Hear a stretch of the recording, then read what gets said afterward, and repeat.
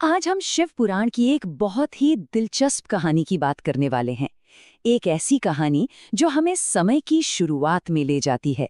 ये एक ऐसे टकराव की कहानी है जिसने पूरे ब्रह्मांड को हिलाकर रख दिया था। तो होता क्या है जब दो सबसे शक्तिशाली देवता, एक तरफ सृष्टिकर्ता ब्रह्मा और दूसरी तरफ संरक्षक विष्णु, आपस में ही भिड़ जाएं? ये कहानी इसी वर्चस्व की लड़ाई के बारे में है। सवाल बस एक था, आखिर दोनों में से महान कौन है? तो कहानी की शुरुआत होती है एक बड़े ही अनएक्सपेक्टेड मोमेंट से। सृष्टिकर्ता ब्रह्मा पहुंचते हैं संरक्षक विष्णु के पास, जो उस वक्त आराम कर रहे थे। लेकिन ये कोई आम मुलाकात नहीं थी। ब्रह्मा कुछ ऐसा कहने वाले थे जो सब कुछ बदलने वाला था। ब्रह्मा सीधे सीधे कहते हैं, उठो और मुझे देखो, मैं तुम्हारा स्वामी हूं। मतलब वो साफ तौर पर सम्मान की मांग कर रहे थे। उनका कहना था कि वो दुनिया के पितामह हैं और इसलिए वो विष्णु के रक्षक भी हैं और उनसे कई ज्यादा श्रेष्ठ भी। ये एक खुली चुनौती थी। अब विष्णु का जवाब बड़ा शांत था, लेकिन उतना ही मजबूत भी। वो ब्रह्मा को उनकी अपनी उत्पत्ति की याद दिलाते हैं। कहते हैं, तुम्हारा जन्म तो मेरी नाभि से निकले कमल से हुआ है, तुम तो मेरे पुत्र हुए। मतलब उनका तर्क साफ था, ब्रह्मा उनके पुत्र हैं, स्वामी नहीं। तो बस यहीं से बात बिगड़नी शुरू हो गई। शब्दों की ये लड़ाई बहुत जल्द एक भयानक युद्ध में बदल गई। और ये कोई छोटा मोटा युद्ध नहीं था, इस पर तो पूरे ब्रह्मांड का भविष्य दांव पर लग गया था। दोनों देवताओं ने अपने अपने सबसे विनाशकारी अस्त्र निकाल लिए। एक तरफ था विष्णु का माहेश्वर अस्त्र और दूसरी तरफ ब्रह्मा का पाशुपत अस्त्र।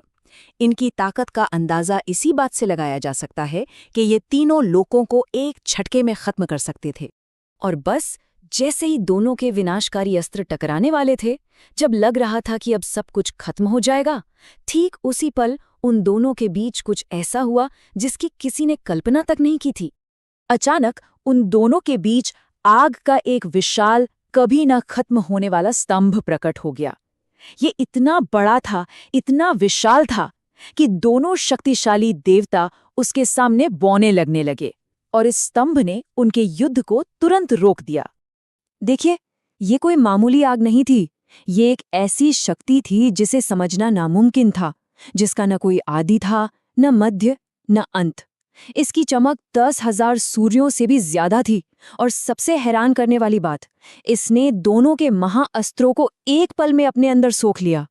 अब इस अलौकिक शक्ति को देखकर ब्रह्मा और विष्णु दोनों ही हैरान रह गए। उनका सारा अहंकार चूर चूर हो गया। उन्होंने अपनी लड़ाई वहीं छोड़ दी और एक नई चुनौती स्वीकार की कि इस रहस्यमयी अग्निस्तंभ का स्रोत क्या है, इसका पता लगाना है। और इस खोज के लिए दोनों ने अलग अलग रूप धारण किए। ब्रह्मा बन गए एक हंस और स्तंभ का ऊपरी सिरा खोजने के लिए आसमान में उड़ चले। वहीं दूसरी ओर विष्णु ने एक वराह का रूप लिया और उसकी जड़ खोजने के लिए पाताल की ओर खुदाई शुरू कर दी। विष्णु ने बहुत कोशिश की, लेकिन वो स्तंभ की जड़ तक नहीं पहुंच पाए। थक हार कर वो वापस लौट आए और बिना किसी झिझक के उन्होंने ईमानदारी से अपनी हार मान ली।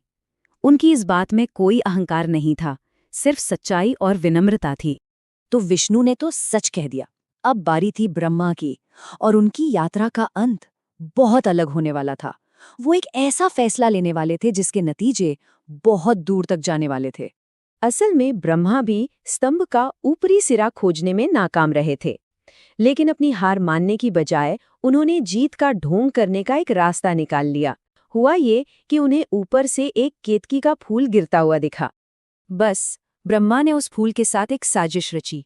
उन्होंने फूल से कहा कि वो विष्णु के सामने झूठी गवाही दे और ये कहे कि हाँ, ब्रह्मा ने स्तंभ का ऊपरी सिरा देख लिया है और वो इसका साक्षी है।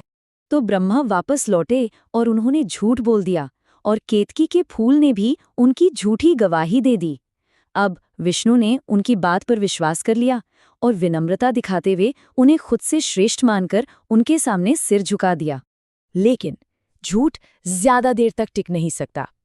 धोखे का ये पल जैसे ही पूरा हुआ, उसी वक्त उस अग्नि स्तंभ का असली रहस्य एक बहुत ही नाटकीय अंदाज में सबके सामने आ गया। उस अग्नि स्तंभ से स्वयं भगवान शिव प्रकट हुए।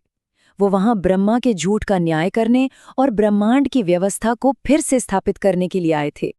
शिव का फैसला बिल्कुल साफ और तुरंत था। सबसे पहले उन्होंने ब्रह्मा को उनके झूठ के लिए सजा दी, उन्हें श्राप दिया कि उनकी कभी पूजा नहीं होगी। और दूसरी तरफ उन्होंने विष्णु की सच्चाई और विनम्रता की तारीफ की और उन्हें अपने बराबर का दर्जा दिया। इसके बाद शिव ने सबसे बड़ा सच सामने रखा। उन्होंने समझाया कि असल में वो खुद ही ब्रह्मन है, यानी वो परम शक्ति, वो निराकार सच जिससे हर चीज का अस्तित्व है, जिसमें ब्रह्मा और विष्णु भी शामिल हैं। इस एक घोषणा ने सब कुछ साफ कर दिया। ब्रह्मा और विष्णु की जो लड़ाई थी कौन बड़ा है को लेकर, वो तो एक भ्रम थी, क्योंकि असल में तो वो दोनों एक ही परम स्रोत यानी शिव से ही जन्मे थे। तो इस तरह ये कहानी एक नई ब्रह्मांडीय व्यवस्था स्थापित करती है। ये बताती है कि सृष्टि और संरक्षण दोनों ही जरूरी हैं, लेकिन वो दोनों एक ही परम सत्य से निकले हैं जो इन दोनों से भी ऊपर है। आखिर में ये कहानी सिर्फ देवताओं की नहीं है, ये एक बहुत शक्तिशाली सबक है जो अहंकार और विनम्रता के फर्क को समझाता है कि कैसे अहंकार झूठ और बर्बादी की तरफ ले जाता है और कैसे विनम्रता सच्चाई और ज्ञान का रास्ता खोलती है। तो ये प्राचीन कथा हमें एक बहुत गहरे सवाल के साथ छोड़ जाती है कि असली शक्ति क्या है, कुछ बनाना या कुछ बचाना, या फिर उस परम सत्य को समझना जो बनाने और बचाने दोनों से कहीं परे हैं।